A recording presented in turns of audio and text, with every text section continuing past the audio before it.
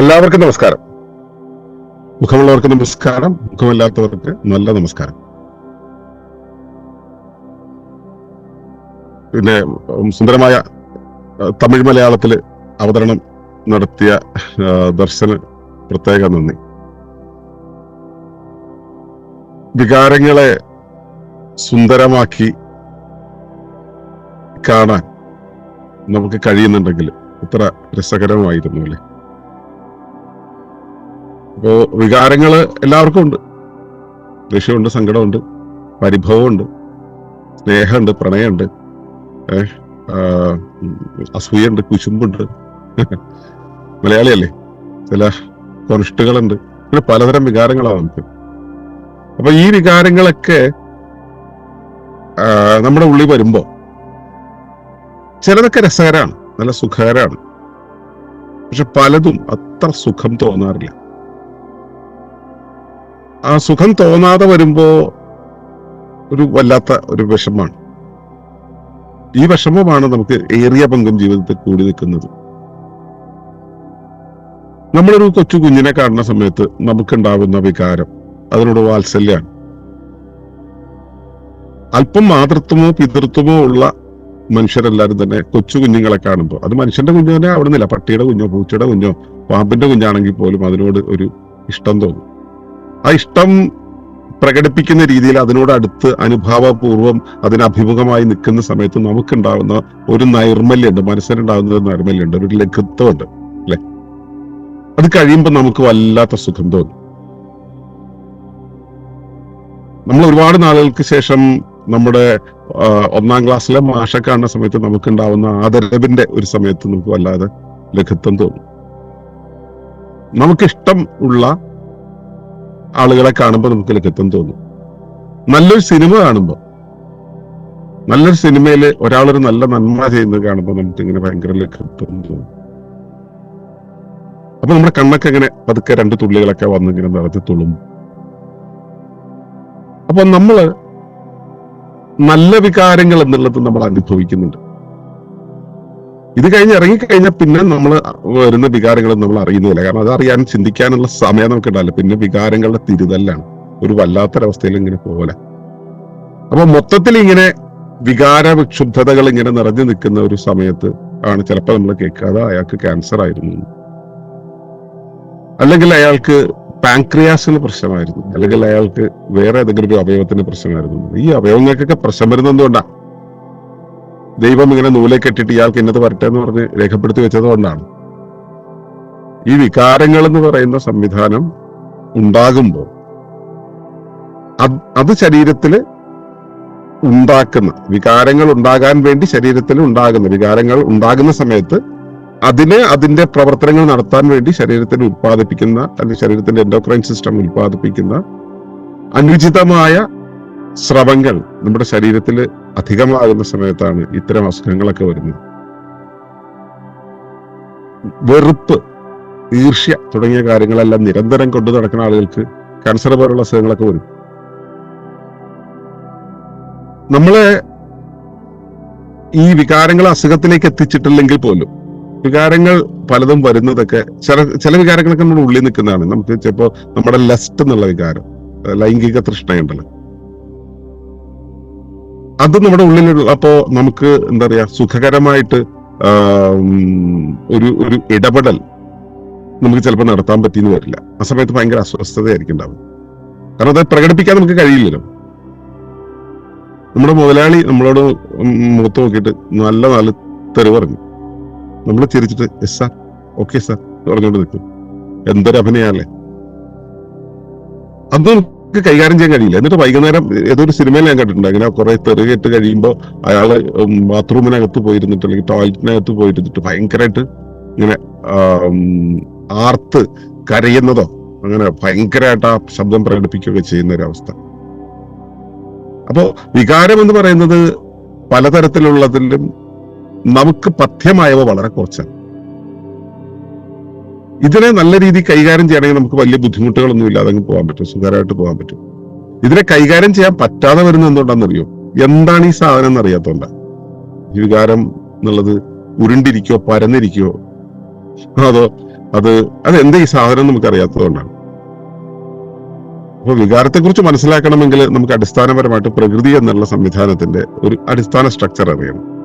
അപ്പോ ദിവസവും ഇവിടെ വന്നതൊക്കെ കേൾക്കുന്ന ആളുകൾ ഒന്ന് ക്ഷമിക്കുക, ഒരു 5 മിനിറ്റ് നേരത്തെ ഞാൻ അതൊക്കെ ഒന്ന് പറയും. അപ്പോ നിങ്ങൾക്ക് അതിന് ക്ലാരിറ്റി ഉണ്ടാവുക. അറിയാലോ, ഒളിമ്പസിലെ പഠനങ്ങളിൽ നിങ്ങൾ ആവർത്തിച്ച് എത്ര തവണ കേൾക്കുന്നു അത്രയും വ്യക്തത വരും. ഇതിൽ കുറച്ച് പുതിയ മുഖങ്ങൾ കാണുന്നുണ്ട്.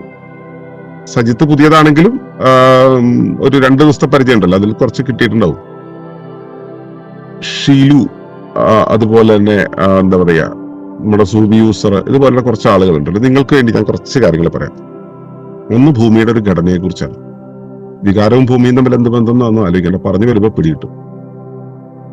ഈ പ്രപഞ്ചം പ്രപഞ്ചം പ്രപഞ്ചം എന്ന് പറഞ്ഞിട്ടുണ്ട്. നിങ്ങൾ ആരെങ്കിലും കണ്ടിട്ടുണ്ടോ എന്നറിയില്ല, ഞാനും കണ്ടിട്ടില്ല. വളരെ ഭീമാകാരമായ ഒരു സൈസിലുള്ള ഒരു സംവിധാനമാണ്. ഈ പ്രപഞ്ചം ഉണ്ടായിട്ടുള്ളത് കുറെ ഗാലക്സികൾ ചേർന്നിട്ടാണെന്നൊക്കെ നമ്മൾ കേട്ടിട്ടുണ്ട്.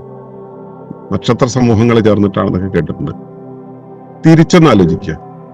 ഈ യൂണിവേഴ്സ് എന്ന് പറയുന്ന ആ ഒരു മഹാകൂട്, ഒരു ഗോളം പോലെ, ഒരു ഗർഭപാത്രം പോലെ ഒരു വലിയൊരു സംഭവം, അതിനകത്ത് കുറെ ഉൾക്കൂടുകളുണ്ട്, കുറച്ച് കുറച്ച് കുട്ടി കുട്ടി കൂടുകളുണ്ട്. അതാണ് ഈ ഗാലക്സികൾ. ഗാലക്സികൾക്കകത്ത് കുറെ സൗരയൂഥങ്ങളുണ്ട്. സൗരയൂഥങ്ങൾക്കകത്ത് കുറെ ഗ്രഹങ്ങളുണ്ട്. അതിലൊരു ഗ്രഹമാണ് ഭൂമി. ഭൂമിക്കകത്ത് കുറെ ജീവരാശികളുണ്ട്. ജീവരാശികളും അജൈവരാശികളും ഒക്കെ ഉണ്ട്. ജീവരാശികൾക്കകത്ത് മനുഷ്യരാശിയുണ്ട്. മനുഷ്യരാശിക്കകത്ത് ഇത് ഈ പ്രദേശത്തെ, ഞങ്ങളിപ്പോ പാടൂരാണ്, പാടൂര് പ്രദേശത്തെ മനുഷ്യരുണ്ട്. ആ മനുഷ്യർക്കകത്ത് ഞാൻ എന്നുള്ളൊരു മനുഷ്യരുണ്ട്. എന്റെ പേര് സന്തോഷ്. ഇത് നമുക്കറിയാം. ഇത് നമ്മൾ വേറൊരു വഴിക്ക് വിട്ടിരിക്കുക. അത് നമ്മളുമായിട്ട് ബന്ധമുള്ള കാര്യമല്ല. സന്തോഷം മാത്രമേ ഉള്ളൂ ഇവിടെ. അതിനും വെളിയിലുള്ള കാര്യങ്ങളൊന്നും ഞാനുമായിട്ടൊരു ബന്ധമുള്ളതല്ല. ഇതൊക്കെ ചിന്തിക്കുക എന്ന് വെച്ചാൽ ഭയങ്കര പ്രശ്നമുള്ള കാര്യമാണ് നമ്മൾ വിചാരിക്കുന്നത്. അതൊന്നും നമ്മുടെ ജീവിതത്തിന്റെ ഭാഗമേ അല്ല. പിന്നെ ഞാനും നമ്മുടെ ലോകത്ത് ആരൊക്കെയാ വേണ്ടത് നമുക്ക് അറിയാമല്ലോ അല്ലെ. നമ്മൾ ഈ ആധുനിക കാലത്ത് നമ്മൾ വ്യക്തിപരതയിൽ ഒന്ന് ജീവിക്കണമെങ്കിൽ ഞാനും എന്റെ പെണ്ണും പിന്നെ അവൾക്ക് മൂക്കുത്തി ഉണ്ടാക്കാനുള്ള തട്ടാനും മാത്രമേ ലോകത്ത് ആകാവൂ എന്ന് കരുതുന്നവരാണ് നമ്മൾ. അപ്പോ ഈ ഞാൻ എന്നുള്ളതിനെ പിന്നെ നമ്മൾ എങ്ങനെയാണ് മനസ്സിലാക്കുക? ഞാൻ എന്ന കൂടിനകത്ത് കുറെ അവയവങ്ങളുണ്ട്. കയ്യ്, കാല്, മൂക്ക്, നാക്ക്, ഹൃദയം, കുടല്, ഇങ്ങനെ കുറെ കാര്യങ്ങളുണ്ട്. അവയ്ക്കകത്ത്, എന്റെ അവയവങ്ങൾക്കകത്ത് കുറെ കലകളുണ്ട്. കലകൾക്കകത്ത് കുറെ കോശങ്ങളുണ്ട്. കോശങ്ങൾക്കകത്ത് കുറെ കോശാന്തര ദ്രവങ്ങളുണ്ട്. പ്രോട്ടോപ്ലാസം പോലെയുള്ള കുറെ കാര്യങ്ങളുണ്ട്. അവയ്ക്കകത്ത് കുറെ കോമ്പൗണ്ടുകളുണ്ട്. അവയ്ക്കകത്ത് കുറെ തന്മാത്രകളുണ്ട്. അവയ്ക്കകത്ത് പറഞ്ഞാൽ ഈ പറയുന്ന ഓരോ പേരും ഓരോ കൂടായിട്ട് എടുക്കണം കേട്ടോ. ആ കൂടിനകത്ത് ഒരു എന്താ പറയാ, ഒരു ആറ്റം ഉണ്ട്. ഓരോരോ ആറ്റം ഉണ്ടാവും. ആ ആറ്റം എന്ന കൂടിനകത്ത് സബാറ്റോമിക് അണുകൾ ഉണ്ടാവും. അതിനകത്ത് ക്വാക്കുകൾ ഉണ്ടാവും. അതിനകത്ത് ഊർജ്ജം ഉണ്ടാവും. അതിനകത്ത് ബോധം ഉണ്ടാവും.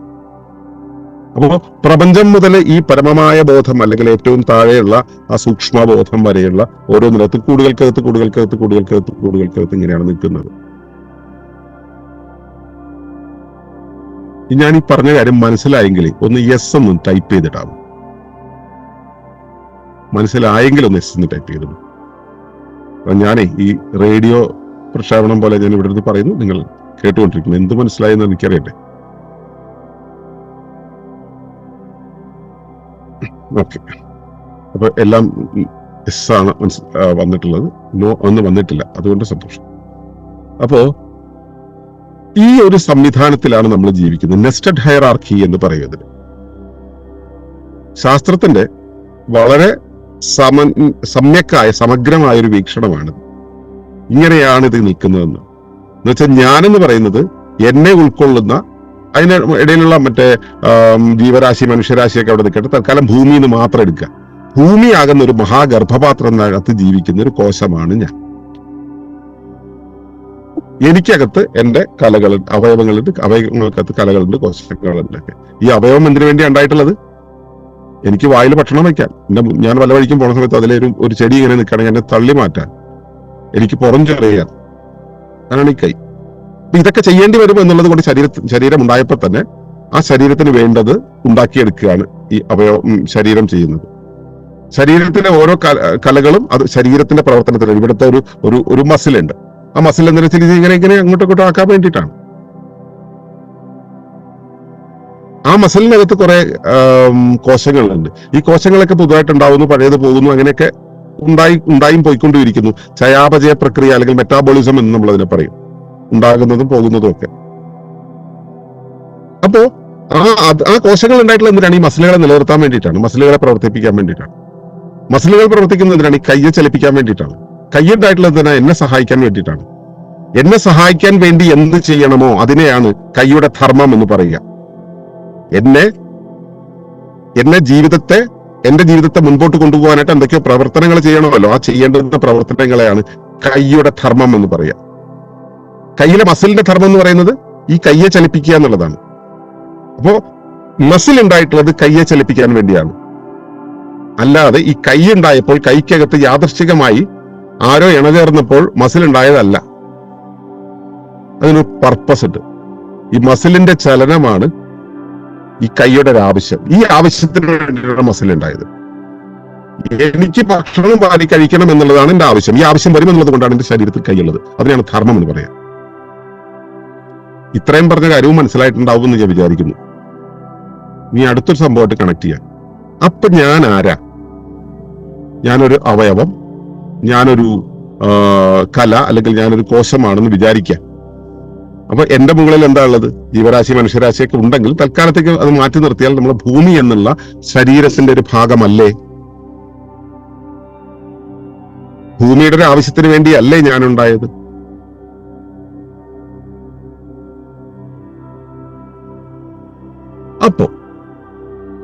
അപ്പോ ഇനി നമുക്ക് വേറൊരു കാര്യം നോക്കാം.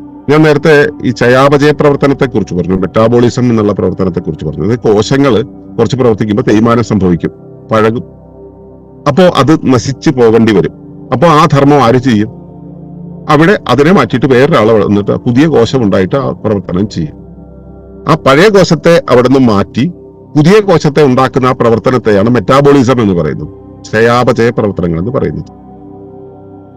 ഈ പഴയ കോശം അതിന് കേടുപാടുകൾ സംഭവിക്കുമ്പോൾ അതിന്റെ ആ കേടായ ഭാഗങ്ങളെ മാറ്റി പുതിയ ഭാഗങ്ങളെ അവിടെ കൊണ്ട് നിർത്തുന്ന ഒരു പ്രക്രിയ ഉണ്ടല്ലോ. അപ്പോൾ കേടായ ഭാഗത്തെ മാറ്റി പുതിയതിനെ അവിടെ കൊണ്ട് നിർത്തണമെങ്കിൽ അതിന് കൊടുക്കേണ്ടുന്ന ഘടകങ്ങളെയാണ് നമ്മൾ പോഷകം എന്ന് പറയാം. ഒരു വീട് കെട്ടുന്നു, അതിലൊരു വീടിന്റെ മെയിൻ്റനൻസിന്റെ സമയത്ത് അതിലെ കുറച്ച് ഭാഗങ്ങൾ പൊളി വന്നെങ്കിൽ അവിടുത്തെ ഇഷ്ടികയൊക്കെ കുത്തിപ്പൊളിച്ച് പുതിയ ഇഷ്ടിക കയറ്റി തേച്ച് മിനുക്കി ചന്തമാക്കി പെയിന്റ് അടിച്ചു വയ്ക്കുമല്ലോ നമ്മള്. അതിന് റിപ്പയറിംഗ് പ്രോസസ് എന്ന് പറയാം, അല്ലെങ്കിൽ മെയിൻ്റനൻസ് എന്ന് പറയാം. ആ മെയിൻ്റനൻസ് നമ്മൾ ചെയ്യുന്നുണ്ടല്ലോ, നമ്മുടെ ശരീരത്തിൽ ചെയ്യുന്ന മെയിൻ്റനൻസ് തന്നെയാണ് മറ്റേ മെറ്റാബോളിസം എന്ന് പറയുന്നത്. അപ്പോ ഈ മെറ്റാബോളിക് ആക്ടിവിറ്റി നടക്കുന്ന സമയത്ത് അതിന് വേണ്ടത് പോഷകങ്ങളാണ്, സംശയമില്ലല്ലോ. ഈ പോഷകം അത് എവിടെ നിന്ന് എടുക്കുക? കോശങ്ങൾ എവിടെ നിന്ന് എടുക്കുക? കോശാന്തര ദ്രവങ്ങൾക്ക് എടുക്കുക. എന്ന് വെച്ചാൽ കോശം നിൽക്കുന്നതിന് ചുറ്റും ഒരു പരിസ്ഥിതിയുണ്ട്, അതാണ് കോശാന്തര ദ്രവം, ഇന്റർസെല്ലുലാർ ഫ്ലൂയിഡ് എന്ന് പറയും. അതിന്റെ ഭാഗത്തു നിന്നാണ് എടുക്കുക. അവിടേക്ക് ഇതെങ്ങനെയാ വരിക?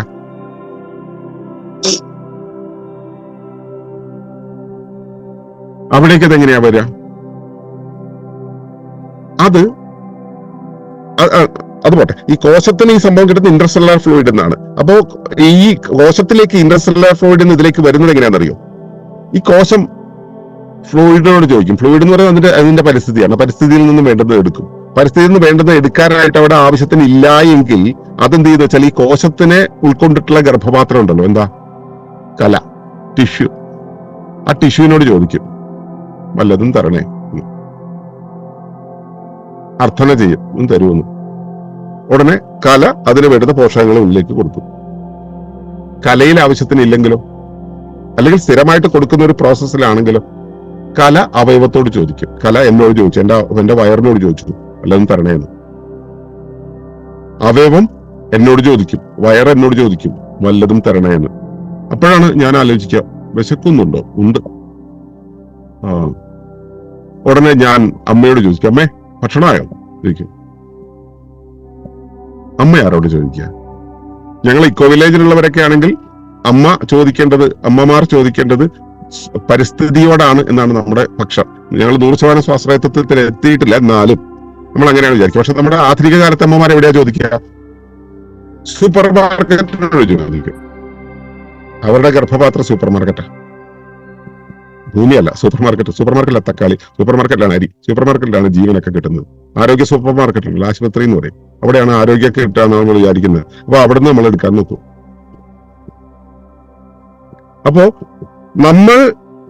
നമുക്ക് മുകളിൽ ഭൂമിയാണ് ഉള്ളതെന്ന് അറിയുമ്പോൾ നമ്മുടെ അകത്തു നിന്നുള്ള വിളിയുണ്ടല്ലോ, ഈ വിളിയോട് നമ്മൾ പ്രതികരിക്കുന്ന എങ്ങനെയാണ്? ഭക്ഷണം കൊടുത്തോണ്ട് എനിക്ക് അകത്തു നിന്നും ഒരു വിളി വന്നു, എനിക്ക് ഭക്ഷണം തായോ എന്ന് പറഞ്ഞ് വിളി വന്നു കഴിഞ്ഞാൽ ഉടനെ നമ്മൾ ഭക്ഷണം, ആ വിളി വന്നു കഴിഞ്ഞാൽ പിന്നെ നമ്മൾ ഒട്ടും ആലോചിക്കില്ല, മുമ്പ് കാണുന്ന ഭക്ഷണം എന്താണെന്ന് വെച്ചാൽ പിടിച്ച് അകത്താക്കും.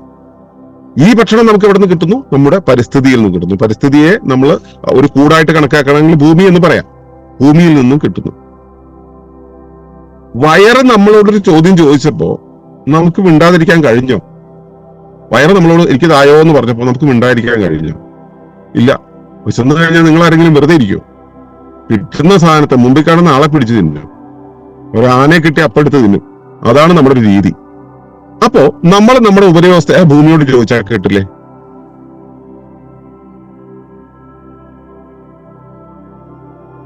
കിട്ടില്ലേ? കിട്ടേണ്ടതല്ലേ? പക്ഷെ ചോദിച്ച് പരിചയമില്ല. സായിപ്പ് നമ്മളെ പഠിപ്പിച്ചിട്ടുള്ള എന്താ പറയുക? നിങ്ങൾ പണിയെടുത്ത്, കഷ്ടപ്പെട്ട് പണിയെടുത്ത് പണം വാങ്ങിച്ച് ഞങ്ങളുടെ മാർക്കറ്റിൽ വന്ന് വാങ്ങിച്ച് ഞങ്ങൾ കുത്തിയ സീലുള്ള സാധനം, ഞങ്ങളുടെ സർട്ടിഫിക്കറ്റ് ഉള്ള സാധനം വാങ്ങിച്ചാലേ നിങ്ങളുടെ പർപ്പസ് നടക്കുള്ളൂ. അതുകൊണ്ട് നമ്മൾ ആ വഴിക്കേ പോവുള്ളൂ.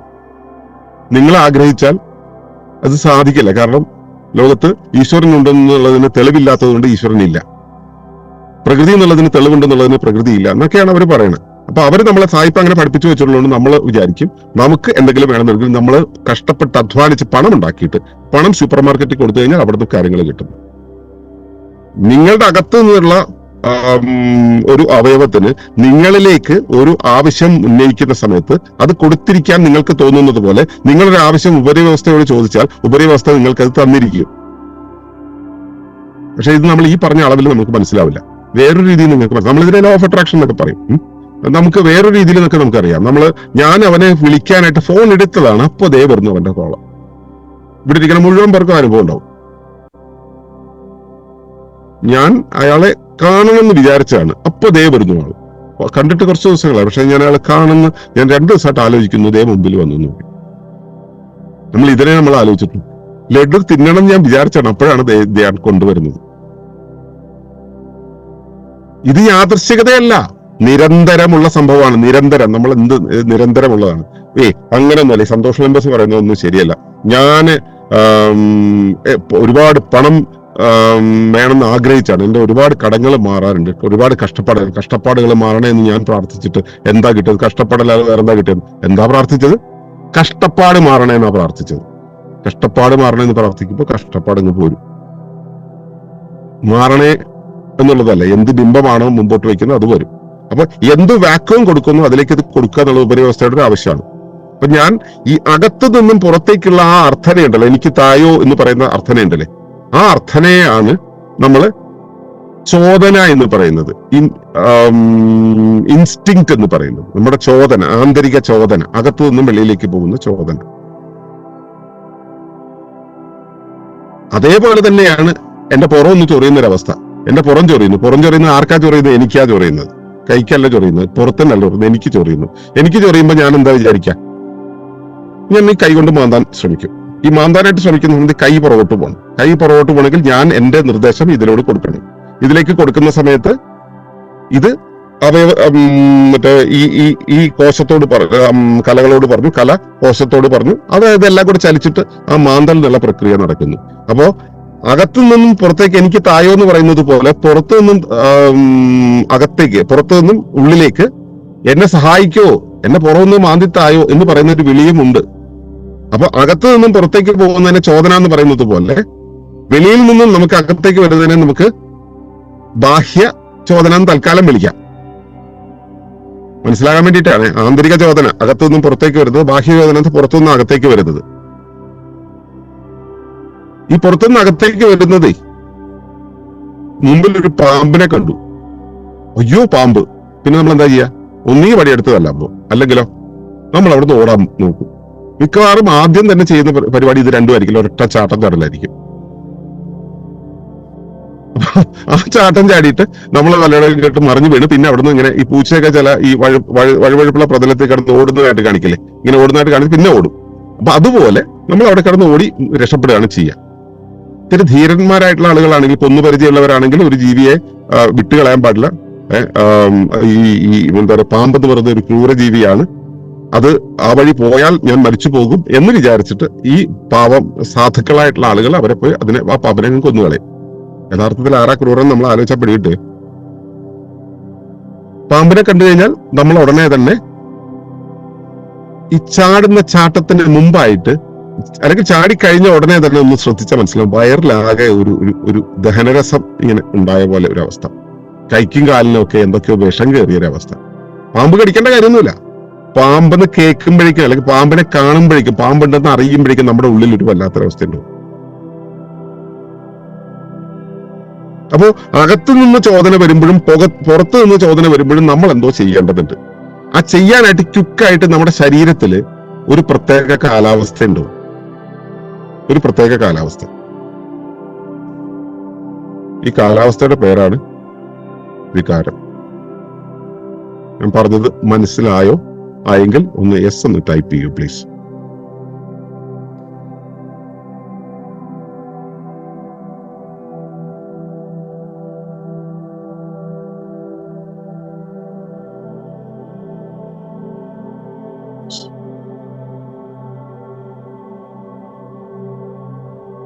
എന്തിനാ നമുക്ക് വികാരമുള്ളത്?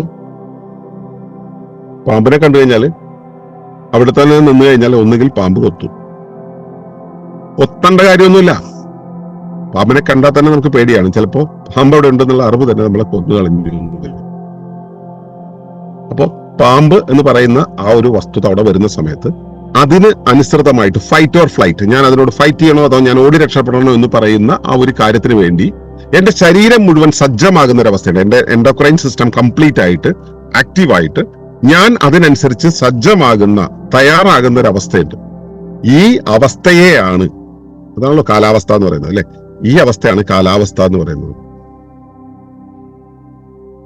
ഈ കാലാവസ്ഥ എന്ന് പറയുമ്പോൾ എന്റെ വയറ്റിനകത്തൊരു കത്തല്, കണ്ണിനകത്ത് ഇരുട്ട് കയറല്, ചെവിയിൽ ശബ്ദം കുറഞ്ഞു, ഇങ്ങനെ പല ഓരോരുത്തരും ഓരോ രീതിയിലാണ് വർക്ക് ചെയ്യുക.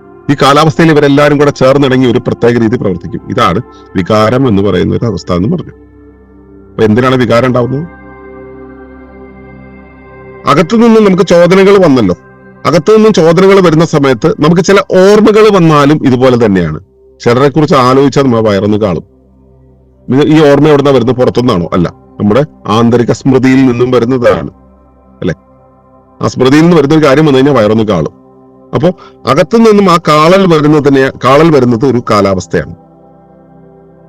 നമുക്കൊരാവശ്യം വരുന്നതാണ് ചോദന. നമ്മുടെ അകത്തു നിന്നും പുറത്തേക്ക് വരുന്നത് ഒരു ചോദന, പുറത്തു നിന്നും അകത്തേക്ക് വരുന്നത് ബാഹ്യ ചോദന എന്ന് പറയുന്നത്.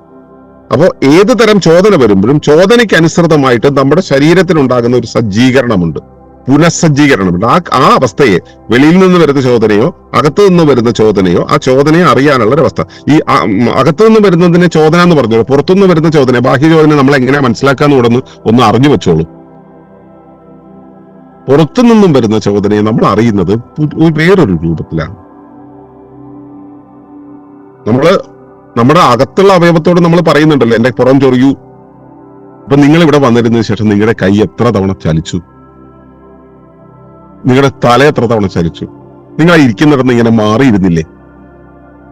എന്തുകൊണ്ടാണത്? അത് നിരന്തരം മാറിക്കൊണ്ടിരിക്കുന്നുണ്ട്, സാഹചര്യങ്ങൾക്കനുസരിച്ച് മാറിക്കൊണ്ടേയിരിക്കുന്നുണ്ട്. ഇതേപോലെ പുറത്തെ അവസ്ഥയ്ക്കനുസരിച്ച് നിങ്ങളും മാറിക്കൊണ്ടിരിക്കുന്നത്. ഈ പുറത്തെ അവസ്ഥയെ നിങ്ങൾ എങ്ങനെ അറിയാം? പുറത്തു നിന്ന് വരുന്ന അവസ്ഥകളെ നിങ്ങൾ അറിയുന്നത് നിങ്ങളുടെ മുന്നിലുള്ള സംഭവങ്ങളിലൂടെയാണ്, ഈവന്റുകളിലൂടെയാണ്. ഇപ്പോ ഇതില് സഹവാസത്തിൽ പങ്കെടുത്ത ആളുകൾക്കറിയാം, കോട്ടക്കാർമ ചെയ്യുന്ന സമയത്ത് നമ്മൾ ഈവന്റുകളെ കുറിച്ച് പറയുന്നുണ്ട്. ബാറ്റൺ ഏത് രീതിയിൽ മൂവ് ചെയ്യണം എന്നുള്ളത് പറയണ്ടല്ലോ. ആ ഈവന്റുകളാണ് നമ്മുടെ ബാഹ്യവ്യവസ്ഥ നമുക്ക് തരുന്ന സൂചനകൾ. ആന്തരിക വ്യവസ്ഥ നമുക്ക് തരുന്ന സൂചനയാണ് എനിക്ക് വിശക്കുന്നു എന്ന് പറയുന്ന ഒരവസ്ഥ, എനിക്ക് ദേഷ്യം വരുന്നു, അല്ലെങ്കിൽ എനിക്ക് ടോയ്ലറ്റിൽ പോകണമെന്ന് തോന്നുന്നു, എനിക്ക് യൂറിനേറ്റ് ചെയ്യാൻ തോന്നുന്നു, എനിക്ക് ഐസ് തിന്നാൻ തോന്നുന്നു, ലഡു തിന്നാൻ തോന്നുന്നുള്ള ആന്തരിക ചോദനയാണ്. എനിക്ക് പാട്ട് പാടാൻ തോന്നുന്നു, എനിക്ക് ആ ആളെ കാണാൻ തോന്നുന്നു, എനിക്കൊന്ന് ഉറങ്ങാൻ തോന്നുന്നു. ഇതൊക്കെ ചോദനകളാണ്. അതേപോലെ ബാഹ്യചോദനയുണ്ടല്ലോ, ആ ബാഹ്യചോദന നമ്മളിലേക്ക്, വെളിയിലുള്ള കൂട് നമ്മളോട് പറയുന്നത് ഇന്നത് ചെയ്യൂ എന്ന് പറയുന്നതിനെയാണ് നമ്മൾ ഈവന്റുകൾ എന്ന് പറയുന്നത്. ഓരോ തരം ഈവന്റുകൾ. ഈവന്റ് എന്ന് വെച്ചാൽ സംഭവം. അങ്ങനെ ജീവിതത്തിലെ ഓരോരോ സംഭവങ്ങൾ, ഇപ്പൊ ജീവിതത്തിലെ 5-6 സംഭവങ്ങളൊക്കെ ഒരു ദിവസം ഉള്ളതായിരിക്കും ഓർമ്മ. അത് ഓർമ്മയിലുള്ളത് കേട്ടോ. ഓർമ്മയിലില്ലാത്ത ഈവന്റുകളാണ് മൊത്തം. എന്ന് വെച്ചാൽ ഓരോ നിമിഷവും നമ്മുടെ ഓരോ ശ്വാസത്തിന്റെയും ഇടയിലുള്ള സമയങ്ങളിലൊക്കെ ജീവിതത്തിന്റെ മുന്നിലൂടെ ഈവന്റുകൾ കടന്നുപോയിക്കൊണ്ടേയിരിക്കുന്നു. ഈവന്റുകൾ എന്ന് വെച്ചാൽ ബാഹ്യവ്യവസ്ഥയുടെ ചലനങ്ങളാണ്. ആ ചലനങ്ങളിലൂടെയാണ് പ്രകൃതി നമുക്ക് ഇനി എന്ത് ചെയ്യണമെന്ന് സംജ്ഞ തരുന്നത്. ഇനി എന്ത് ചെയ്യണം എന്നുള്ള സംജ്ഞ നമ്മുടെ ഉള്ളിലേക്ക് തരുന്ന സമയത്ത് അതിനനുസരിച്ച് നമ്മുടെ ഉള്ളിൽ ഒരു കാലാവസ്ഥ ഉണ്ടാവും. അതാണ് വികാരങ്ങൾ. സാധാരണ രീതിയിൽ ചെറിയ അനക്കങ്ങൾ നമ്മൾ മനസ്സിലാക്കില്ല. ഞാനിപ്പോ എന്താ പറഞ്ഞത്, ഒരു ദിവസം 5-6 ഈവന്റുകൾ ഉണ്ടാവുന്നത് നമ്മൾ ഓർക്കും. കാരണം ഈ 5-6 ഈവന്റുകൾ നമ്മുടെ ഉള്ളിൽ വലിയ തിരയിളക്കങ്ങൾ ഉണ്ടായത് കൊണ്ട്, വലിയ വികാരങ്ങൾ ഉണ്ടാക്കിയത് കൊണ്ട് അത് നമ്മൾ അറിഞ്ഞു. ചെറിയ വികാരങ്ങൾ ഉണ്ടായത് നമ്മൾ അറിഞ്ഞിട്ടില്ല, ചെറിയ ചലനങ്ങൾ ഉണ്ടായത് നമ്മൾ അറിഞ്ഞിട്ടില്ല, അത് ശ്രദ്ധിച്ചിട്ടില്ല. അതുകൊണ്ട് നമ്മളത് സാരാക്കിയില്ല. അപ്പോ ഈ മുകളിൽ നിന്നും വരുന്ന ആ സൂചനകൾക്കനുസരിച്ച്, ഈവന്റുകൾക്കനുസരിച്ച് എന്റെ ഉള്ളിൽ ഉണ്ടാവുന്ന കാലാവസ്ഥയാണ് വികാരങ്ങൾ എന്ന് പറഞ്ഞു. അപ്പൊ ഈ വികാരങ്ങളെ നമ്മൾ എങ്ങനെയാണ് അറിയുക? സാധാരണ രീതിയിൽ അറിയില്ല. നമ്മൾ കുറെ നേരം ദുഃഖിച്ചു, ഒരാൾ മരിച്ച കാര്യം നമ്മൾ കേട്ടു. മരിച്ച കാര്യം കേട്ട് കഴിഞ്ഞാൽ അയ്യോ എന്ന് പറഞ്ഞു. പക്ഷെ അടുപ്പിച്ചൊരു 4-5 ദിവസമൊക്കെ ഓരോരുത്തർ മരിച്ച കാര്യം കേട്ടിട്ടുണ്ടെങ്കിൽ അപ്പൊ നമ്മൾ ഈ മരിച്ചതിനേക്കാളും കൂടുതൽ എന്തുകൊണ്ട് മരിക്കുന്നത് കേൾക്കുമ്പോൾ ഞാൻ എങ്ങനെയാണ് ആയിത്തീരുന്നത് എന്നൊക്കെ നമ്മൾ ആലോചിച്ചു തുടങ്ങും. ഒരു വാർത്ത കേൾക്കുമ്പോൾ നമ്മൾ ആ വാർത്തയെക്കുറിച്ച് മാത്രമേ ചിന്തിക്കുള്ളൂ. പക്ഷെ വാർത്തയുടെ ആവർത്തനങ്ങൾ ഉണ്ടാവുന്ന സമയത്ത് നമ്മൾ വാർത്തയെക്കുറിച്ച് മാത്രമല്ല, വാർത്തയുടെ അപ്പുറത്തും ഇപ്പുറത്തുള്ള കാര്യവും അതിനോട് ഞാൻ പ്രതികരിച്ച രീതിയൊക്കെ കൂടെ ചിന്തിക്കും. ഇന്നലെ അയാള് മരിച്ച വാർത്ത, അയാള് വാക്സിനേറ്റഡ് ആണ്, വാക്സിനേഷൻ കഴിഞ്ഞ ആളുകൾ മറ്റേ കുഴഞ്ഞു വീടും മരിച്ചു എന്ന് കേട്ടപ്പോ ഞാനത് കേട്ടു. പക്ഷെ അത് കേട്ടപ്പോ ഞാൻ വാക്സിൻ എടുത്തതല്ലേ എന്ന് ആലോചിച്ചപ്പോ ഈ ടോയ്ലറ്റിൽ പോകാൻ തോന്നി. ഇന്നലെയും എനിക്ക് വാക്സിനേഷൻ എടുത്ത ആള് മരിച്ച കാര്യം കേട്ടപ്പോ ഞാൻ ടോയ്ലറ്റിൽ പോയി. അപ്പോ മരണ വാർത്ത കേൾക്കുമ്പോൾ എനിക്ക് ടോയ്ലറ്റിൽ പോകാൻ തോന്നുന്നുണ്ട്. മരണ വാർത്ത എന്റെ ഉള്ളിൽ ഭയമുണ്ടാക്കുന്നു, ഞാൻ ടോയ്ലറ്റിൽ പോകുന്നു. അപ്പൊ എനിക്ക് ഭയമുണ്ടാകുമ്പോൾ ഞാൻ ടോയ്ലറ്റിൽ പോകുന്നു. ഇറിറ്റബിൾ ബവൽ സിൻഡ്രോം എന്റെ ഉള്ളിലുണ്ട്. അതുകൊണ്ടാണ് എനിക്കിത് മനസ്സിലാവുന്നത്. കുറച്ചുകൂടെ ശാസ്ത്രീയമായി പഠിച്ചതാ. അപ്പോ ഒരു വാർത്ത കേൾക്കുന്നു, അതെന്നെ ഭയപ്പെടുത്തുന്നു, ഉടനെ തന്നെ എന്റെ ഉള്ളിലെ സിസ്റ്റം മുഴുവൻ ഒരു വല്ലാത്ത കാലാവസ്ഥ ഉണ്ടാക്കുന്നു. ഉടനെ തന്നെ അതിന്റെ ഒരു ഔട്ട്പുട്ട് എന്ന രീതിയിൽ എനിക്ക് ടോയ്ലറ്റിൽ പോകാൻ തോന്നും. എനിക്ക് ഈ ക്രമം മനസ്സിലായി. അപ്പൊ നമുക്ക് ഈ ഒരു കാര്യത്തെ കൈകാര്യം ചെയ്യാൻ പറ്റുന്നത് അപ്പോഴാണ്. ഇതിങ്ങനെ പോയാൽ ശരിയാവില്ല. എനിക്കിങ്ങനെ വാർത്ത കേൾക്കുമ്പോഴൊക്കെ ഇങ്ങനെ ടെൻഷൻ ആവുന്നുണ്ട്. അതുകൊണ്ട് എനിക്ക് ഏതെങ്കിലും ഒരു കൗൺസിലർ എടുത്തു. അപ്പൊ നമ്മൾ എന്താ പറയാ, നമ്മുടെ പരിചയത്തിൽ ഏതെങ്കിലും അത്യാവശ്യം മനഃശാസ്ത്രമൊക്കെ കൈകാര്യം ചെയ്യുന്ന മറ്റേ പ്രീ ഡിഗ്രിക്കോ 10ാം ക്ലാസ്സിലോ 8ാം ക്ലാസ്സിലോ ഒക്കെ സൈക്കോളജിയെ കുറിച്ച് പഠിച്ച ഒരാളുണ്ടെങ്കിൽ അവരെ വിളിച്ച് സംസാരിക്കും. എനിക്കിങ്ങനെ തോന്നുന്നുണ്ട്, എന്താണ് ഇതിന്റെ ഒരു കാര്യം, എന്താണ് പരിഹാരം? കാരണം നമുക്കറിയില്ലല്ലോ ഈ കാര്യം. അതുകൊണ്ട് നമ്മൾ വിവരമുണ്ടെന്ന് നമ്മൾ കരുതുന്ന ഒരാളെ വിളിച്ച് സംസാരിക്കും. അപ്പോ അതില് വിവരമുള്ള ചില ആളുകൾ ചോദിക്കും, അത് മാറ്റാൻ പ്രശ്നമല്ല, അത് സാരമാക്കണ്ട, കാരണം നിങ്ങൾക്കത് മനസ്സിലായല്ലോ, നിങ്ങൾക്ക് ആ കാര്യം പ്രശ്നമുണ്ടെന്ന് മനസ്സിലായല്ലോ എന്നുള്ളത്, നിങ്ങൾക്കൊരു വികാരമുണ്ടെന്ന് മനസ്സിലായല്ലോ. അപ്പൊ ആ വികാരമുണ്ടെന്ന് ഉള്ള ആ മനസ്സിലാക്കൽ ഉണ്ടാവണമെങ്കിൽ ആദ്യം വേണ്ടതെന്ന് വെച്ചാൽ വികാരം വരുന്ന സമയത്ത് ആ വികാരത്തിന്റെ അടിമപ്പെടുന്നതിന് പകരം ആ വികാരം വന്നു എന്ന് മനസ്സിലാവണം. സങ്കടം വന്നു കഴിഞ്ഞാൽ അയ്യോ ഭഗവാനെ ഇങ്ങനെ പറ്റിപ്പോയല്ലോ എന്ന് പറഞ്ഞ് കേഴുന്നതിന് പകരം എനിക്ക് ദുഃഖം വന്നു എന്ന യാഥാർത്ഥ്യത്തെ മനസ്സിലാക്കുക. അപ്പോഴാണ് നമ്മൾ നമ്മളെ മനസ്സിലാക്കുക. അവിടെ അങ്ങനെ ഒരു സംഭവം ഉണ്ടായി എന്നൊരു ഈവന്റ് ഉണ്ടാവുമ്പോൾ ഉടനെ തന്നെ അയ്യോ അങ്ങനെ സംഭവിച്ചല്ലോ എന്ന് പറഞ്ഞ് കേഴുന്നത് സ്വാഭാവികമായ ഒരു പ്രതികരണമാണ്. പക്ഷെ അതിനെ മാനേജ് ചെയ്യണമെങ്കിൽ നമുക്ക് അങ്ങനെ ഒന്ന് വന്നു എന്ന് ഐഡന്റിഫൈ ചെയ്യാൻ പറ്റണം. ദുഃഖം വന്നാൽ ദുഃഖം വന്നു, സന്തോഷം വന്നാൽ സന്തോഷം വന്നു എന്ന് ഐഡന്റിഫൈ ചെയ്യാൻ പറ്റണം.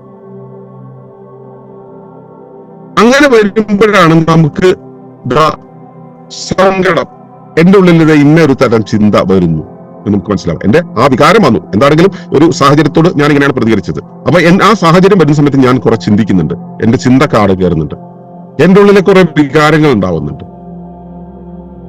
അപ്പൊ ഇതിനനുസരിച്ച് അങ്ങനെ ഒരു വികാരം വന്നു കഴിഞ്ഞാൽ ഉടനെ ഞാൻ ടോയ്ലറ്റിൽ പോകുന്നു, അല്ലെങ്കിൽ ഞാൻ ദേഷ്യപ്പെടുന്നുണ്ട്. അപ്പൊ ഒരു ഇമോഷൻ, ഒരു സിറ്റുവേഷൻ ഉണ്ടാകുന്ന സമയത്ത് അതിനനുസരിച്ച് ഒരു ഇമോഷൻ ഉണ്ടാവുന്നു, അതനുസരിച്ച് കുറച്ച് തോട്ട് പ്രോസസ് ഉണ്ടാവുന്നു, അതിനനുസരിച്ച് ഞാൻ കുറെ റിയാക്ഷൻസ് നടത്തുന്നു, അതിനനുസരിച്ച് ചിലപ്പോൾ തീരുമാനങ്ങൾ എടുക്കും. ആ സമയത്ത് ഞാൻ എടുക്കുന്ന തീരുമാനം ചിലപ്പോൾ ശരിയാവണമെന്നില്ല.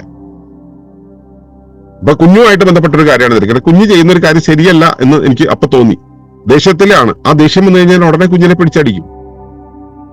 പിന്നെ ആലോചിക്കും, അയ്യോ വേണ്ടായിരുന്നു, പറഞ്ഞു മനസ്സിലാക്കിയാൽ മതിയായിരുന്നല്ലോ. തല്ലിക്കഴിഞ്ഞിട്ട് ആലോചിക്കുക, തല്ലുന്ന സമയത്ത് ആലോചിക്കില്ല, കാരണം വികാരം നമ്മളെ നയിച്ചു. അപ്പോ നമുക്ക് വികാരങ്ങളെ ശ്രദ്ധിക്കാൻ പറ്റിയാലാണ് നമുക്ക് ഈ വികാരങ്ങൾ ഡ്രൈവ് ചെയ്തുകൊണ്ടുള്ള നമ്മുടെ പല കാര്യങ്ങളിൽ നിന്നും മാറ്റം വരിക. അപ്പോൾ ചിലപ്പോൾ നമുക്ക് ദേഷ്യം വന്നു കഴിഞ്ഞാൽ നമ്മൾ മിണ്ടാതെ നിൽക്കാൻ നമുക്കറിയാം. ഈ ദേഷ്യം വന്നു കഴിഞ്ഞാൽ നമ്മൾ നാട്ടിൻപുറത്ത് അല്ല തെരുവിൽ നിൽക്കുന്ന സമയത്ത് ദേഷ്യം വന്നാൽ നമ്മൾ പഠിപ്പിക്കാനൊന്നും പോകില്ല. കാരണം എന്താ, അവനെ ഒരിക്കൽ തെറി വിളിച്ച് അവൻ 2 തല്ലും കേട്ട് തരും. അതുകൊണ്ട് തല്ല് കിട്ടുന്ന പഠിച്ച് നമ്മളൊന്നും മിണ്ടൂല. വീട്ടിലാണെങ്കിലോ വായി വന്നത് പറയും. നമ്മുടെ പിള്ളേരുടെ അടുത്താണെങ്കിലോ 2 കൊടുക്കുകയും ചെയ്യും. കാരണം എന്താ, അവര് തിരിച്ചൊന്നും പറയില്ല. നമ്മളെ തിരിച്ചൊന്നും പറയാത്തവരടുത്ത് നമ്മൾ ഭയങ്കര രാജാവാണ്, നമ്മൾ ഭയങ്കര ആക്രമയാണ്. ഇങ്ങനെ കിട്ടുന്ന ഭാഗത്താണെങ്കിൽ നമ്മൾ നല്ല മാന്യമായിട്ട് നിൽക്കും, ഒതുങ്ങി നിൽക്കും. എന്തുകൊണ്ടാ, നമുക്ക് ഈ കാര്യങ്ങളെ കൈകാര്യം ചെയ്യാൻ അറിയാം. അപ്പോ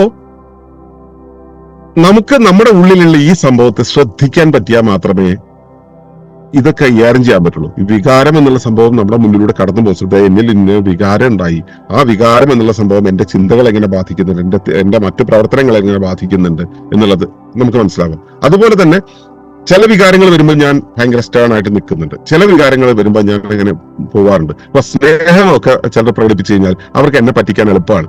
നമുക്കറിയാം, അവർ സ്നേഹം ഭാവിക്കുന്ന സമയത്ത് ഞാൻ അവർക്കൊക്കെ വേണ്ടതൊക്കെ ചെയ്തു കൊടുക്കും.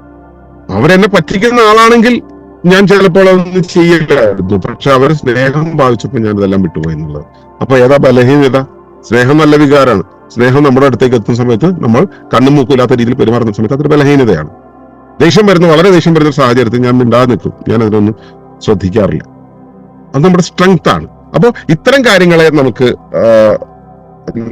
ശ്രദ്ധിക്കാൻ പറ്റുമ്പോൾ, നമ്മൾ ആ സമയത്ത് എങ്ങനെയാണ് പെരുമാറുന്നതെന്ന് ശ്രദ്ധിക്കാൻ പറ്റുമ്പോൾ, ആ പെരുമാറുന്ന സമയത്ത് നമ്മൾ എങ്ങനെയാണ് ചിന്തിക്കുന്നതെന്ന് പറയാൻ പറ്റുമ്പോൾ, നമ്മളിപ്പോ ഒരു പ്രത്യേക അവസ്ഥ വരുന്നു. കുഞ്ഞൊരു കാര്യം ചെയ്യുന്ന സമയത്ത് നമുക്ക് ദേഷ്യം വന്നപ്പോൾ 2 കൊടുക്കണം എന്ന് തോന്നി, അത് ശരിയല്ല എന്ന് പിന്നീട് മനസ്സിലായി. അതിനുശേഷം പിന്നെ കൊടുക്കാൻ കൈ ഉയർത്തുന്ന സമയത്തും അടി കിട്ടുണ്ടോ എന്ന് പറയും. കുറച്ച് കഴിയുമ്പോൾ അടി കിട്ടുമെന്നും പറയില്ല, നല്ല കുട്ടിയല്ലേ എന്ന് പറയുന്ന രീതിയിലേക്ക് നമ്മൾ അങ്ങനെ മാറിയിട്ടുണ്ടോ? അങ്ങനെ എപ്പോഴെങ്കിലും മാറിയിട്ടുണ്ടോ? ആ മാറിയ കാര്യം നമുക്ക് അറിയുമെങ്കിൽ, ഇങ്ങനെ നമുക്ക് നമ്മുടെ വികാരങ്ങൾ ഉണ്ടെന്നും, നമുക്ക് വികാരം എന്ന് പറയുന്ന ഒരു സാധനം ഉണ്ടെന്നും, വികാരം വരുമ്പോൾ എന്റെ പെരുമാറ്റങ്ങളിലെല്ലാം മാറ്റം വരുന്നുണ്ടെന്നും, ആ മാറ്റം വരുമ്പോൾ അതിന് മാറ്റം വരുത്താൻ എനിക്ക് ഇങ്ങനെയൊക്കെ കഴിയുമെന്നും, വികാരങ്ങളുടെ കാര്യത്തിൽ എനിക്ക് ഇത്രയേറെ സ്ട്രെങ്ത് ഉണ്ടെന്നും, ഇന്ന വികാരങ്ങളിൽ ഞാൻ വീക്കാണെന്നും അറിയുന്ന ആ ഒരു അവസ്ഥയാണ് നമ്മൾ സാധാരണ രീതിയിൽ വൈകാരിക സാക്ഷരത അല്ലെങ്കിൽ ഇമോഷണൽ ലിറ്ററസി എന്ന് പറയാം. നമുക്ക് വികാരങ്ങളെ കുറിച്ച് അറിയാം. വികാരങ്ങൾ വരുമ്പോൾ നമ്മൾ എന്ത് ചെയ്യുന്നു എന്നറിയാം. വികാരങ്ങൾ വരുന്ന സമയത്ത് നമ്മൾ എങ്ങനെ പെരുമാറുന്നു എന്നറിയാം. വികാരങ്ങളുടെ കാര്യത്തിൽ നമുക്ക് എങ്ങനെയൊക്കെയാണ് ശക്തിയുള്ളത്, നമുക്ക് ക്ഷമതയുള്ളത്, എവിടെയൊക്കെയാണ് നമ്മൾ വീക്കായിട്ടുള്ളത്, അങ്ങനെ നമ്മുടെ വികാരങ്ങളെ കുറിച്ച് അറിയുന്ന ഒരവസ്ഥ. ഇതിൽ എത്ര പേർക്ക് വികാരങ്ങളെ ഈ രീതിയിൽ വികാരങ്ങൾ ശ്രദ്ധിച്ചിട്ടുണ്ടോ എന്നൊന്ന് പറയാമോ? ശ്രദ്ധിച്ചിട്ടുണ്ടെങ്കിൽ യെസ് എഴുതും, ശ്രദ്ധിച്ചിട്ടില്ലെങ്കിൽ നോ എഴുതും.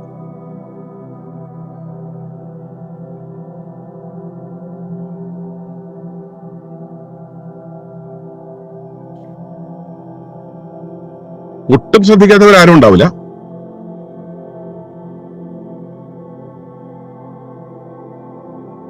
എന്റെ ആ വികാരത്തിലുള്ള ഇടപെടൽ അതൊരു 50% മുകളിലാണെങ്കിൽ എസ് എഴുതാം, 50% താഴെയാണെങ്കിൽ നോന്ന് എഴുതാം. എന്താണ് 3-4 പേർക്കേ ഉള്ളോ?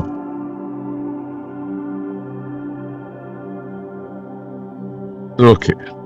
അപ്പോ എല്ലാവരും വൈകാരിക സാക്ഷരതയുള്ളവരാണ്. വൈകാരിക സാക്ഷരതയുള്ളവരാണ്. അതുകൊണ്ട് പിന്നെ അതൊരു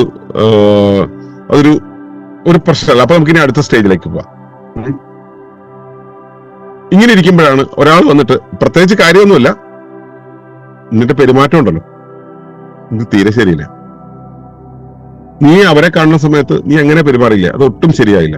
നിനക്ക് ആളുകളെ കാണുമ്പോൾ പെരുമാറാൻ തീരെ അറിയില്ല എന്ന് പറഞ്ഞാൽ അവരെ നമുക്കിട്ട് ചൊറിയാൻ വരിക. ചൊറിച്ചിൽ വരുന്ന സമയത്ത് നമുക്ക് വരുന്നൊരു ചൊറിച്ചിലുണ്ട്. നമ്മളാരെങ്കിലും ചൊറിയുന്ന സമയത്ത് നമുക്ക് ഭയങ്കരമായിട്ട് ചൊറിച്ചിൽ വരും. അത് വല്ലാത്തൊരവസ്ഥയാണ്. അങ്ങനെ ആരെങ്കിലും ചൊറിഞ്ഞിട്ടുണ്ടെങ്കിൽ എങ്ങനെയുണ്ടോ? എന്നാൽ ഞാൻ അതും കൂടെ ശ്രദ്ധിക്കാം.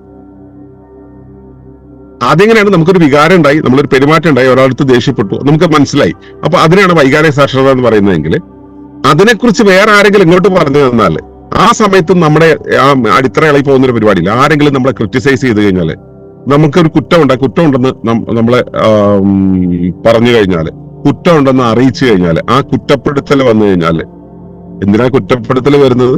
നമ്മുടെ വഴി ശരിയല്ല എന്ന് അവരുടെ അനുമാനത്തെ നമ്മളെ അറിയിക്കുകയാണ്. ആ അറിയിക്കുന്ന സമയത്ത് നമ്മൾ ഇളകിപ്പോകാതെ നിൽക്കാൻ കഴിഞ്ഞാൽ,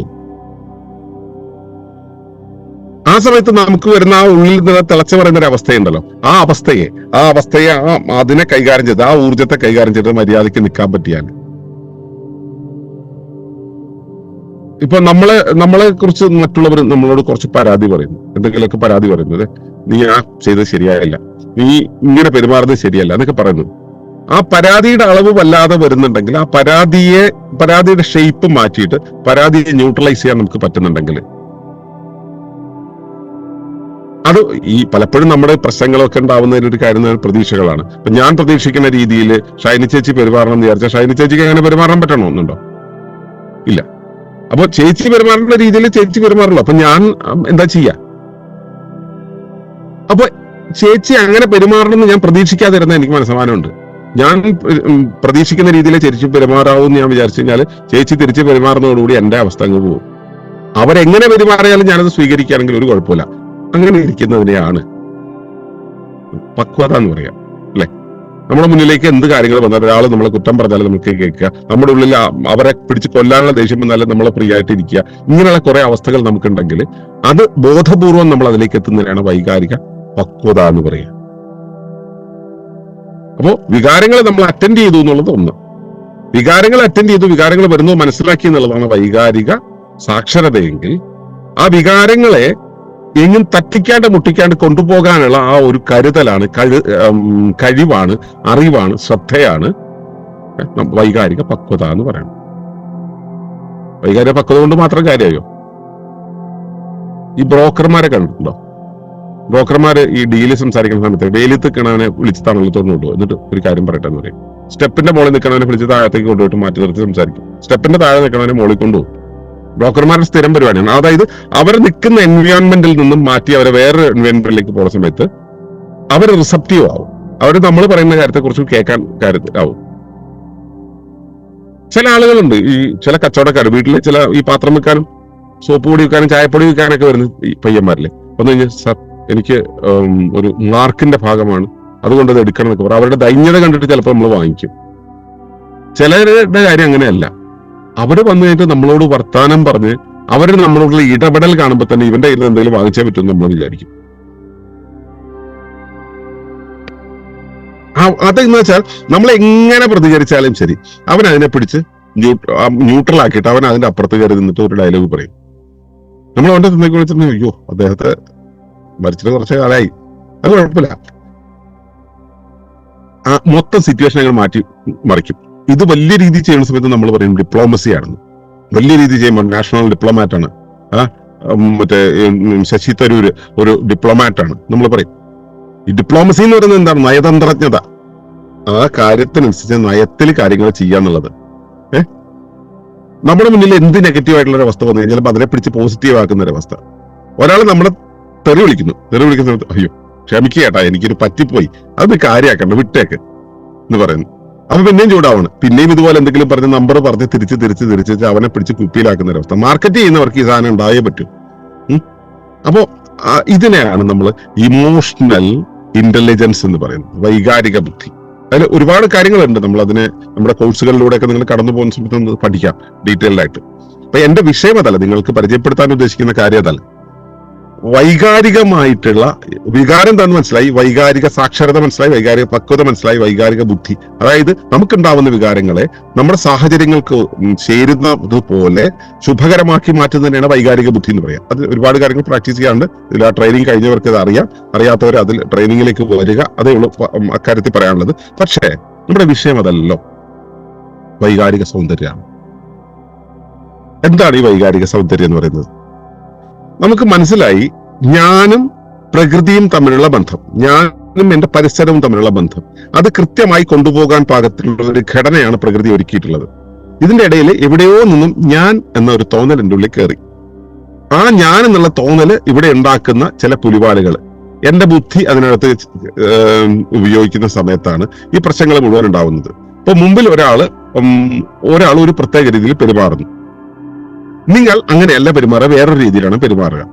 നിങ്ങൾക്ക് അയാളെ കാണുമ്പോൾ അയാളെ പെരുമാറുന്നത് ശരിയല്ല എന്നുള്ള തോന്നൽ. നിങ്ങൾ പെരുമാറുന്നതോ അത് ശരിയാണോ? നിങ്ങൾ പെരുമാറുന്നത് ശരിയാണെന്ന് നിങ്ങളുടെ കാഴ്ചപ്പാടാണ്, അയാൾ പെരുമാറുന്നത് ശരിയാണെന്നുള്ള അയാളുടെ കാഴ്ചപ്പാടാണ്. പക്ഷെ അയാൾ പെരുമാറുന്നു എന്നുള്ളത് സത്യമാണ്. നിങ്ങൾക്ക് ഇഷ്ടമാണോ അല്ലയോ എന്നുള്ളതല്ല ഇവിടുത്തെ വിഷയം. അയാൾ അവിടെ അങ്ങനെ പെരുമാറുന്നു എന്നുള്ളത് പ്രകൃതിയിലെ ഒരു യാഥാർത്ഥ്യമാണ്. ആ യാഥാർത്ഥ്യത്തെ അറിഞ്ഞ് അതുമായി പൊരുത്തപ്പെടുന്നതിനെയാണ്, ആ യാഥാർത്ഥ്യം എന്നല്ല, ലോകത്ത് നമുക്ക് ചുറ്റുമുള്ള ഏതൊരവസ്ഥയും ആ അവസ്ഥയുമായിട്ട് പൊരുത്തമായി നിൽക്കുന്നതിനെയാണ് ജ്ഞാനം എന്ന് പറയുക. അനുരൂപനം എന്നാണ് പറയുക. അറിവ് എന്ന് പറയുന്നത് യഥാർത്ഥത്തിൽ അനുരൂപണം. ജ്ഞാനം എന്താണെന്ന് ആരെങ്കിലും പറഞ്ഞു തരണമെന്ന് എനിക്കറിയില്ല. ഒളിമ്പസിന്റെ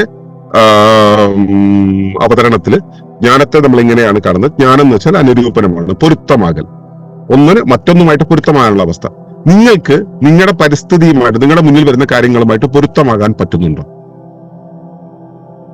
പൊരുത്തമാകാൻ വേണ്ടിയാണല്ലോ നിങ്ങൾക്ക് അറിവ് എന്നുള്ളൊരു കാര്യം തന്നിട്ടുള്ളത്. ആ പൊരുത്തമാകുന്ന സമയത്ത് പൊരുത്തമാകേണ്ട രീതിയിൽ ശരീരത്തിന്റെ മുഴുവൻ ഒരു പരിസ്ഥിതി ഉണ്ടാകാൻ വേണ്ടിയിട്ടാണല്ലോ നമ്മുടെ മറ്റ് വ്യവസ്ഥകളൊക്കെ തന്നിട്ടുള്ളത്.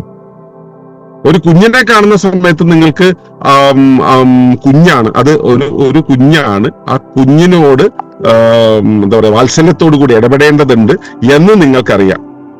കുഞ്ഞിനോട് വാത്സല്യത്തോടെ ഇടപെടുന്ന സമയത്ത് നിങ്ങൾക്ക് കിട്ടുന്ന മാനസിക, ശാരീരിക, ചിന്താപരമായ ലാളിത്യങ്ങളുണ്ട്. നിങ്ങൾ വളരെ ലഘുവാകുന്ന ഒരവസ്ഥയുണ്ട്. ആ സമയത്ത് കിട്ടുന്ന സന്തോഷമുണ്ട്. ആ സമയത്ത് നിങ്ങൾക്കിടയിൽ ആ കുഞ്ഞിനോട് കാണിക്കാൻ, കുഞ്ഞിന് കൊടുക്കാൻ ഒരു യുക്തിയില്ല. എല്ലാവരുടെയും കാര്യമല്ല പറഞ്ഞു കേട്ടോ. കണ്ടില്ലേ, അവന്റെ അതേപോലത്തെ ചുണ്ടാണ്, ഒട്ടും ശരിയാവില്ല. ആ മൂക്ക് കണ്ടോ, അവളുടെ പോലെയാണ്, പിന്നെ എങ്ങനെ ഗുണം പിടിക്കും എന്ന് ചോദിക്കുന്ന നാട്ടപ്പുറത്തെ വല്യമ്മമാരുണ്ട്. അവരുടെ കാര്യത്തെക്കുറിച്ച് അല്ല ഞാൻ പറയുന്നത്. സാധാരണ രീതിയിൽ ഏതൊരു കുഞ്ഞിനെ കാണുന്ന സമയം, ആ കുഞ്ഞിനെ കാണുന്ന സമയത്ത് നമുക്കുണ്ടാവുന്ന ആ ലാളിത്യം ലഘുവാകുന്ന ഒരവസ്ഥ, ഈ അവസ്ഥയിൽ നമ്മുടെ ഉള്ളിൽ പ്രത്യേക യുക്തികളില്ല. കുഞ്ഞിനും നിങ്ങൾക്കും ഇടയിലുള്ള സ്ഥലമുണ്ടല്ലോ, ആ സ്ഥലത്ത് വേറൊരാളുണ്ടേ. നിങ്ങൾക്കും കുഞ്ഞിനും ഇടയിലുള്ള സ്ഥലം, ഈ കോശാന്തരദ്രവം എന്ന് പറഞ്ഞതുപോലെ നിങ്ങൾക്കും കുഞ്ഞിനും ഇടയിൽ, നിങ്ങൾക്കും എനിക്കും ഇടയിൽ, നിങ്ങൾക്കും നിങ്ങൾക്ക് മുന്നിലുള്ള ഒരു വസ്തുവിന് ഇടയിലുള്ള ഒരു സ്പേസ് ഉണ്ട്. ആ സ്പേസിലുള്ളതിന്റെ പേരാണ് പ്രകൃതി. ആ സ്പേസില് ഇത് കയറ്റി വെച്ചേക്കോട്ടോ തലയിൽ. നിങ്ങൾ ഇനി എന്തിനോട് ഇടപെടുമ്പോഴും നിങ്ങൾക്കും അതിനും ഇടയിലുള്ള ഒരു ദൂരമുണ്ട്. ആ ദൂരത്ത് നിൽക്കുന്നതിന്റെ പേരാണ് പ്രകൃതി.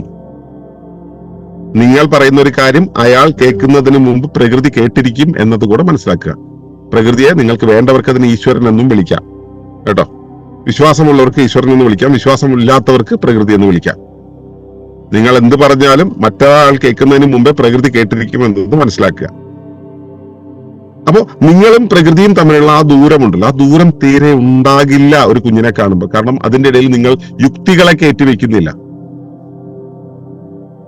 നിങ്ങൾ നിങ്ങളുടെ ബുദ്ധിയെ കയറ്റിവെക്കുന്നില്ല, അതിന് നിങ്ങൾ നിരൂപണങ്ങളൊന്നും നടത്തുന്നില്ല. നിങ്ങൾ കുഞ്ഞിനെ ആസ് സച്ച് നിങ്ങൾ എടുക്കുകയാണ് ചെയ്യുന്നത്. ആ കുഞ്ഞിനെ കുഞ്ഞായിട്ട് എടുക്കുന്നു.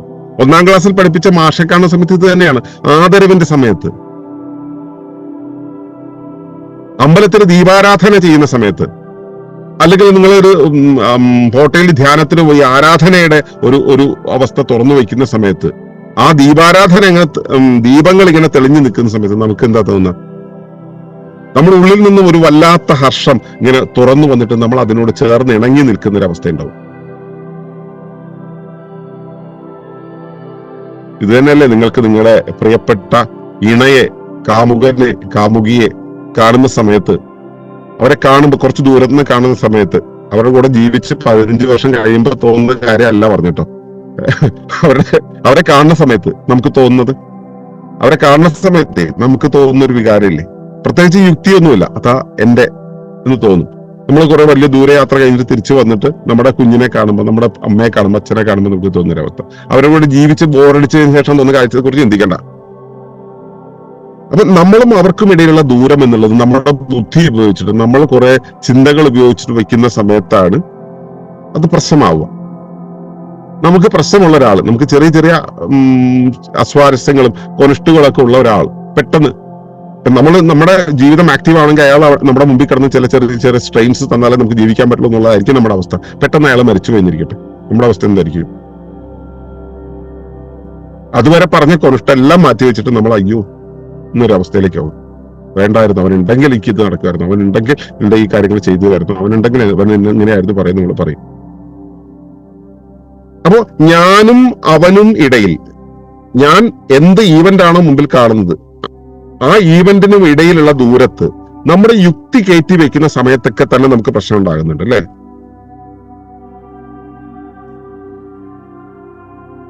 നമ്മുടെ യുക്തി, നമ്മുടെ ചിന്ത, നമ്മുടെ ചിന്തയുടെ ഒരു പാറ്റേൺ നമ്മൾ തുറന്നു വയ്ക്കുമ്പോൾ അതിനകത്ത് എന്ത് തരം കൊണിഷ്ടുകൾ കയറ്റി വെച്ച് കഴിഞ്ഞാലും പ്രശ്നം തന്നെയാണ്.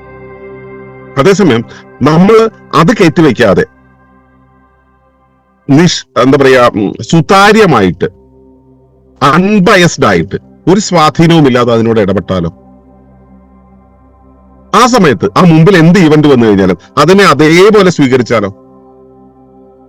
അതേപോലെ സ്വീകരിച്ചിട്ടുണ്ടെങ്കിൽ നമുക്ക് ഒരു പ്രശ്നം ഉണ്ടാവില്ല. അതേപോലെ സ്വീകരിച്ചാൽ ചിലപ്പോൾ നമുക്ക് ഇഷ്ടമാകാതെ വരുന്നത് എൻ്റെ ഉള്ളിലുള്ള ചില എന്താ പറയുക പ്രില്യൂട്ട്സ് കൊണ്ടാണ്, ചില എന്താ പറയാ പ്രീ ജഡ്ജ്മെന്റുകൾ കൊണ്ടാണ്. അപ്പോ നമ്മൾ അത്തരത്തിലുള്ള കാഴ്ചകൾ എല്ലാം മാറ്റിവെച്ചിട്ട് എന്തിനെ കാണുമ്പോഴും അതിനെ അതായിട്ട് അങ്ങ് എടുത്താൽ നമുക്ക് പ്രശ്നങ്ങൾ ഉണ്ടാവില്ല. അപ്പോ വികാരങ്ങൾ എന്ന് പറയുന്ന ഒരു കാര്യം നമ്മളും പ്രകൃതിയും തമ്മിലുള്ള വിനിമയത്തിൽ നമ്മിൽ ഉണ്ടായി വരുന്ന ഒരു കാലാവസ്ഥയാണെന്ന് മനസ്സിലാക്കുകയും നമുക്കും പ്രകൃതിക്കും ഇടയിലുള്ള ആ ഒരു ഇടപെടൽ, പ്രകൃതി എന്ന് പറയുന്നത് ഇപ്പൊ എന്റെ മുമ്പിൽ കാണുന്ന ഓരോരുത്തരും, രാജേന്ദ്രേട്ടൻ പ്രകൃതിയാണ്. കാരണം ഞാൻ പ്രകൃതി എങ്ങനെ ചുറ്റും നോക്കുന്ന സമയത്ത് പ്രകൃതി എന്ന് പറഞ്ഞാൽ എവിടെയെങ്കിലും കാണുന്ന മരം, എവിടെയും കാണുന്ന മല മാത്രമല്ല, ഇവിടെ കാണുന്ന സർവ്വതും പ്രകൃതിയാണ്. ഈ കാണുന്ന സൂം, ഈ ക്യാമറ, ഇതെല്ലാം പ്രകൃതിയാണ്. ഈ പ്രകൃതിയെ ഞാൻ കാണുമ്പോൾ അതിനെ അതായിട്ടങ്ങ് എടുത്താൽ, അതിന് പകരം ഇത് ശരിയല്ല, അത് ശരിയാണ്, ഇത് പറയാൻ ഇത് കണ്ടു നിൽക്കുന്ന എത്ര പേർ എന്നെ ശരിയല്ല എന്ന് പറയുന്നുണ്ടാവും. അപ്പൊ ഈ ചിന്തകൾ നമ്മൾ ഒഴിവാക്കി നമ്മൾ അതിനോട്, പ്രകൃതിയോട് നേരിട്ട് സുതാര്യമായ ഒരു അവസ്ഥയിൽ നിൽക്കുകയാണെങ്കിൽ ഏതു വികാരവും സുന്ദരമായിരിക്കും. എന്തുകൊണ്ടാണ് ദുഃഖം വരുന്നത്? ഇതിന്റെ ഭാഗമായിരുന്ന ഒന്ന് ഇതിന്റെ ഭാഗമല്ലാതായി തീരുന്നു. എന്റെ ഭാഗമായിരുന്ന ഒന്ന് എന്റെ ഭാഗമല്ലാതായി തീരുന്നു. കാരണം എന്തുമായിക്കോട്ടെ, ആ മുറിഞ്ഞു പോക്ക് വേദന ഉണ്ടാകുന്നതാണ്. അമ്മ കുഞ്ഞിനെ പ്രസവിക്കുമ്പോൾ വേദന ഉണ്ടാകുന്നതാണ്, പക്ഷെ അത് കഴിഞ്ഞിട്ടോ സന്തോഷമാണ്. ശരിക്കും അതിന്റെ തുടർച്ച, പ്രകൃതിയുടെ ആ ഒഴുക്കിന്റെ തുടർച്ച മനസ്സിലാക്കിയാൽ ആ എല്ലാ ദുഃഖങ്ങളും സന്തോഷത്തിലേക്കാണ് പോകുന്നത്.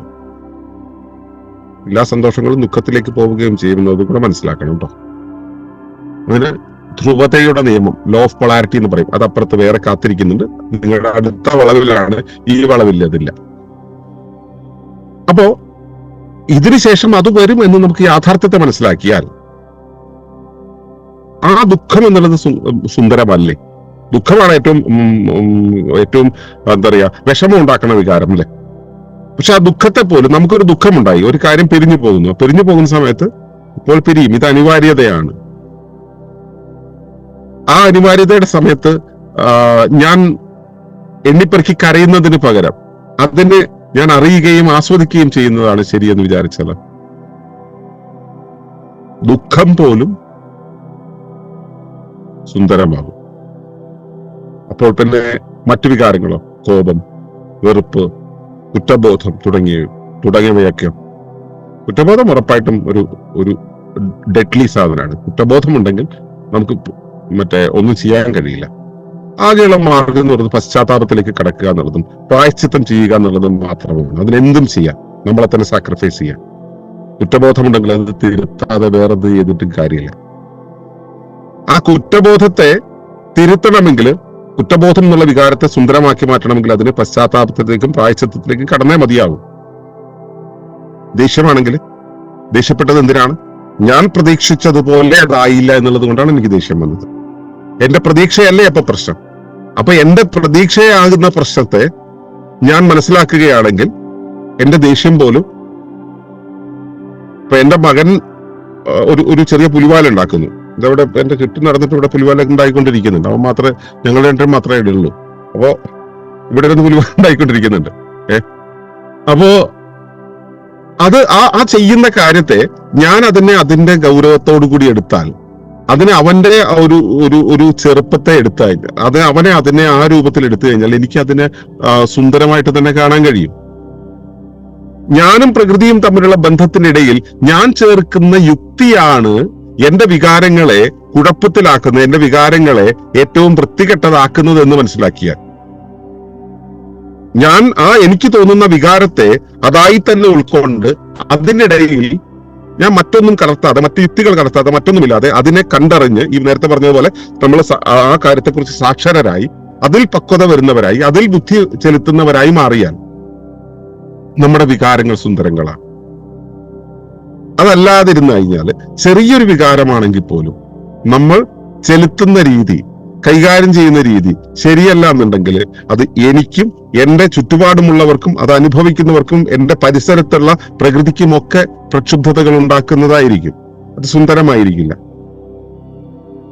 ഞാൻ എന്റെ ഓരോ നിമിഷവും അനുനിമിഷം ഞാൻ പ്രകൃതിയോട് അനുരൂപത്തിലാകാൻ പാകത്തിൽ രൂപപ്പെട്ടതാണെന്നും പ്രകൃതിയുടെ ഒരു ശരീരഭാഗമാണെന്നും പ്രകൃതി എന്ന സംവിധാനത്തിൽ നിന്ന് മാറാതെയുള്ള ഒരു അസ്തിത്വം അല്ലെങ്കിൽ നിലനിൽപ്പ് മാത്രമേ എനിക്കുള്ളൂ എന്നും ഞാൻ മനസ്സിലാക്കിയാൽ, എന്റെ പരിസരത്തുള്ള കാര്യങ്ങളോട് അനുരൂപപ്പെടേണ്ടത് എന്റെ ധർമ്മമാണെന്ന് മനസ്സിലാക്കിയാൽ എന്റെ വികാരങ്ങൾക്ക് ഒരു ഒതുക്കം വരും. സിനിമയിൽ ഒരാള് വിഷമിക്കുന്നത് കണ്ട് മറ്റൊരാൾ അയാളെ സഹായം ചെയ്യുന്നത് കണ്ടാൽ നമ്മുടെ കണ്ണിൽ വെള്ളം വരുന്നത് പോലെ നമ്മുടെ എമ്പതി കൃത്യമായിട്ട് വർക്ക് ചെയ്യും. നമ്മളുടെ ചുറ്റുമുള്ള ഇടപെടലുകളിലെല്ലാം തന്നെ എമ്പതി ഉണ്ടെങ്കിൽ നമുക്ക് അവയെല്ലാം തന്നെ ഞാനാണെന്നുള്ളൊരു അവസ്ഥയിൽ നമുക്ക് കൈകാര്യം ചെയ്യാൻ പറ്റിയാൽ കുറ്റബോധങ്ങൾക്ക് സ്ഥാനമില്ല, പ്രായശ്ചിത്തങ്ങൾക്ക് സ്ഥാനമില്ല, ദേഷ്യത്തിന് സ്ഥാനമില്ല, ഈ അപകടമുണ്ടാക്കുന്ന വികാരങ്ങൾക്കൊന്നും സ്ഥാനമില്ലാതെയാവും. മാത്രമല്ല, നമുക്ക് വരുന്ന വികാരങ്ങളെയെല്ലാം അതേപടി എടുക്കുകയാണെങ്കിൽ, അതിനെ നമ്മൾ ആസ്വദിക്കുകയാണെങ്കിൽ നമുക്ക് നമ്മെ അറിയാൻ പറ്റും, നമ്മുടെ പ്രശ്നങ്ങളെ അറിയാൻ പറ്റും. നമ്മുടെ പ്രശ്നങ്ങളെ അറിയുമ്പോൾ നമുക്ക് അതിന് പരിഹാരങ്ങൾ ഉണ്ടാക്കാനും പറ്റും. എല്ലാ വികാരങ്ങളും ഒരു പരിസ്ഥിതിയാണ്, ഒരു കാലാവസ്ഥയാണ്. ഈ കാലാവസ്ഥയെ കൃത്യമായിട്ട് അറിയുക, അറിഞ്ഞതിന് ശേഷം അതിൽ പാകം വരുത്തുക, അതിനെ ബുദ്ധിപൂർവം നയപൂർവം അതിനെ ക്രമത്തിലാക്കുക, താളത്തിലാക്കുക, സുന്ദരമാക്കുക, സംഗീതാത്മകമാക്കുക. അങ്ങനെ ആകുമ്പോൾ ജീവിതം ഏറ്റവും സുന്ദരമായ വികാരങ്ങൾ നിറഞ്ഞവയായി തീരും. ഇതിനെക്കുറിച്ച് പഠിപ്പിക്കാനായിട്ട് നമ്മൾ ഒരു പരിശീലന പരിപാടി തന്നെ ചിട്ടപ്പെടുത്തിയിട്ടുണ്ട്. ആ പരിശീലന പരിപാടിയിലൂടെ കടന്നു പോകുന്നത് അത് പ്രായോഗികമായിട്ടാണ്. നമ്മൾ ഈ തിയറി പറയുന്നതൊന്നുമല്ല, പ്രായോഗികമായിട്ടാണ് നമ്മൾ അതിലൂടെ കടന്നു പോകുന്നത്. ഇത് കൃത്യമായിട്ട് എക്സ്പീരിയൻസ് ചെയ്യാൻ പറ്റും. എങ്ങനെയാണ് ഇത് വരുന്നത്? നമുക്ക് ഓരോ നിമിഷത്തെയും സുന്ദരമാക്കാനും കഴിയും. വേണ്ടവർ അത് പഠിക്കുക, അറിയുക, പ്രാക്ടീസ് ചെയ്യുക. ഇത്രയും കൂടി ഞാനിവിടെ അവതരണം നിർത്തുന്നു. തൊണ്ടയ്ക്ക് നല്ല ഒരു ബുദ്ധിമുട്ട് വരുന്നുണ്ട്, അതുകൊണ്ട് അവതരണം ഇവിടെ നിർത്തുകയാണ്. ഇനി ഞാൻ ഈ പറഞ്ഞ കാര്യങ്ങളെക്കുറിച്ച് നിങ്ങൾക്കുള്ള ചോദ്യങ്ങൾ ചോദിച്ചുകൊണ്ട് തുടർന്നുള്ള കാര്യങ്ങളിലേക്ക് കൊണ്ടുപോകാം. ഞാൻ പറഞ്ഞാൽ ചിലപ്പോൾ വ്യക്തത വന്ന കുറച്ച് ഭാഗങ്ങളുണ്ടാവും, വ്യക്തത വരാതെ വിട്ട കുറെ കാര്യങ്ങളുണ്ട്. അത് നിങ്ങളുടെ ചോദ്യങ്ങൾക്ക് വേണ്ടിയിട്ടാണ്. ആ ചോദ്യങ്ങൾ ഉണ്ടായി കഴിയുമ്പോൾ അതിന് മറുപടി തരുന്നതിലൂടെ നമുക്ക് ഈ ക്ലാസ്സിനെ എക്സ്പാൻഡ് ചെയ്യാം. അപ്പൊ ചോദ്യങ്ങൾ ചോദിക്കുമ്പോൾ, ഒരാളെ ചോദിക്കുമ്പോൾ മറ്റേ ആളുകൾക്ക് കൂടെ വ്യക്തത വരും. ചോദ്യങ്ങളുള്ളവർ ചോദ്യചിഹ്നം ടൈപ്പ് ചെയ്തിടുക, അവരെ ആ ക്രമത്തിൽ വിളിക്കാം. അപ്പൊ ഈ അവതരണം ഞാൻ ഇവിടെ നിർത്തുകയാണ്. ഇന്നത്തെ ഈ ഫ്രൈഡേ വിസ്ഡത്തിന്റെ